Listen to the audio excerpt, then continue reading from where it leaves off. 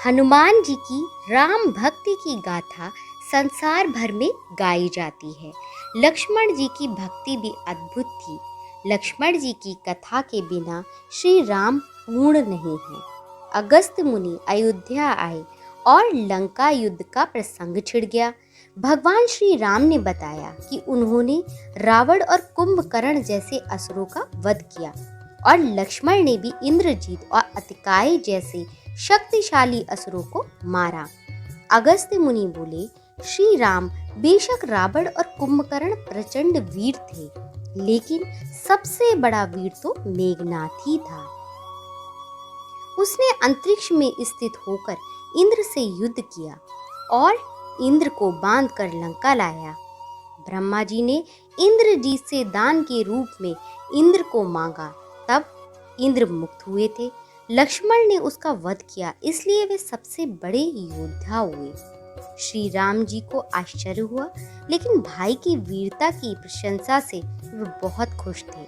फिर भी उनके मन में जिज्ञासा पैदा हुई कि आखिर अगस्त्य मुनि ने ऐसा क्यों कहा कि इंद्रजीत का वध रावण से ज्यादा मुश्किल था। अगस्त्य मुनि ने कहा, प्रभु, इंद्रजीत को वरदान था कि उसका वध वही कर सकता है जो 14 वर्षों तक सोया ना हो, जिसने 14 साल तक किसी स्त्री का मुख ना देखा हो और 14 साल तक भोजन ना किया हो।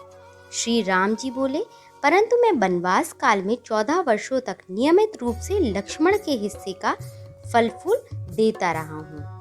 मैं सीता के साथ कुटी में रहता था, बगल की कुटी में लक्ष्मण थे। फिर सीता का मुख भी ना देखा हो और 14 वर्षों तक सोए ना हो, ऐसा कैसे संभव है? ऐसे कैसे हो गया?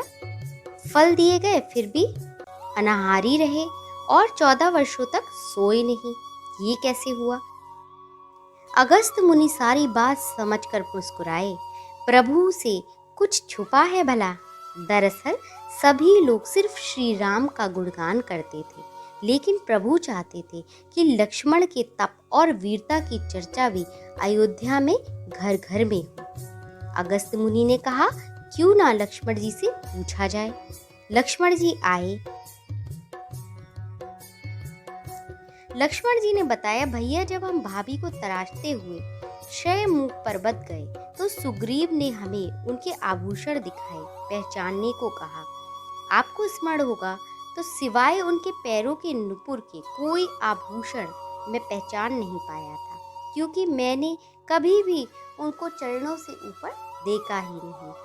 14 वर्ष नहीं सोने के बारे में आप और माता एक कुटिया में सोते थे। मैं रात भर बाहर धनुष पर बाण चढ़ाए पहरेदारी में खड़ा रहता था। निंद्रा मेरी आंखों पर कब्जा करने की कोशिश तो करती थी। निंद्रा ने हार कर स्वीकार किया कि वे 14 वर्ष तक मुझे स्पर्श नहीं करेगी, लेकिन जब श्री राम का अयोध्या में राज अभिषेक होगा और मैं उनके पीछे सेवक की तरह छत्र लिए खड़ा रहूंगा, तब वह मुझे घेरेगी। अब मैं 14 साल तक अनाहारी कैसे रहा? जो फल फूल लाता था, आप उसके 3 भाग करते थे। एक भाग देकर आप मुझसे कहते थे, लक्ष्मण, फल रख लो।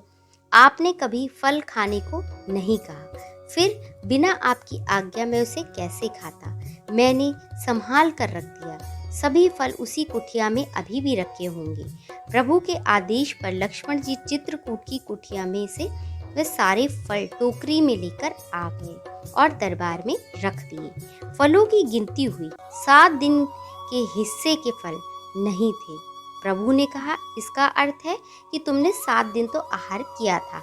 लक्ष्मण जी ने 7 फल कम होने के बारे में बताया। उन 7 दिनों में फल आए ही नहीं। जिस दिन हमें पिताश्री के स्वर्गवासी होने की सूचना मिली, हम निराहारी रहे। जिस दिन रावण ने माता सीता का हरण किया, उस दिन फल लाने कौन जाता?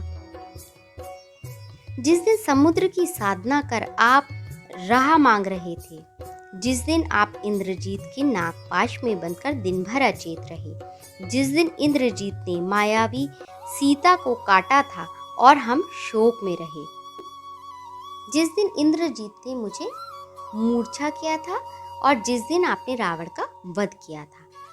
इन दिनों हमने भोजन की शुद्ध कहानी विश्वामित्र मुनि से मैंने एक अतिरिक्त विद्या का ज्ञान लिया था, बिना आहार किए जीने की विद्या। उसके प्रयोग से मैं 14 साल तक अपनी भूख को नियंत्रित कर सका, जिससे इंद्रजीत मारा गया।